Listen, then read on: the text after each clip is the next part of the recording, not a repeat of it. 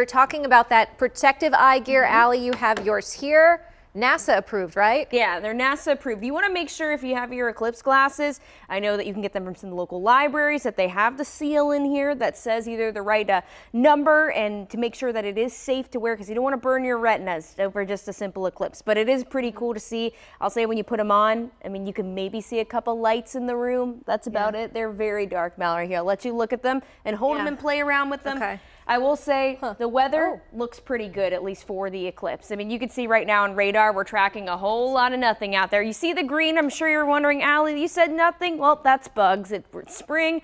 It's getting a bit warmer, and of course, they'll pop up on radar every once in a while. Tomorrow, hopefully less bugs in the sky, at least a little bit more of that eclipse we can see. Cloud cover moving around, and you'll see, yes, clouds in store for tomorrow. Not very thick, and just enough, of course, so that we'll get a good little taste of the eclipse. And for some of you that might not know, you just keep hearing us talk about it. Well, basically, that's when the sun moves in front of the Earth, casting a shadow. And if it becomes directly in front of the sun in that path of totality, it can even be the difference between day and night. And you see that eclipse, it'll move. The moon shadow will move directly across.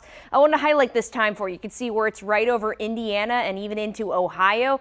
3:19 p.m. That's where us in Maryland see the best chance of the sun being covered with your eclipse glasses. We likely get between 80 and 90% of totality, and you can see that on our map. I mean, here in Baltimore, we're kind of right on that line. We're not necessarily in the dark, but you will notice a bit of a difference. If we get closer to totality, you can actually see some of the lights turn on, you know, as you're sensitive, of course, to the night sky.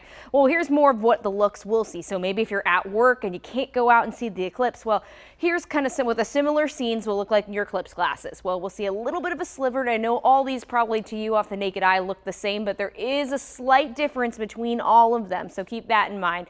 And enough about the eclipse. I know you're wondering what's going to happen throughout the rest of the week. Well, it's going to be cloudy out there, and the clouds thicken on your Tuesday, but at least the rain showers come after the eclipse. We likely see wet skies on Tuesday and even into Wednesday. See our cold front that's going to get very close to us, bringing us lots of moisture.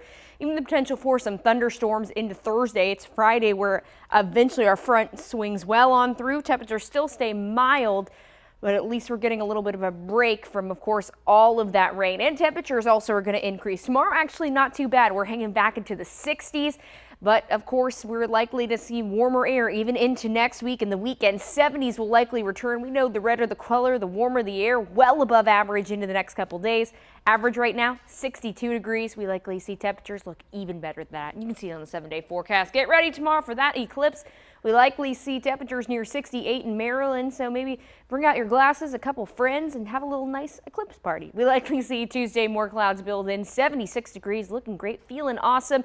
A couple thunderstorms maybe Wednesday, Thursday, better chance even into Friday. We will have to watch for some flooding concerns just for all the rain we've seen recently.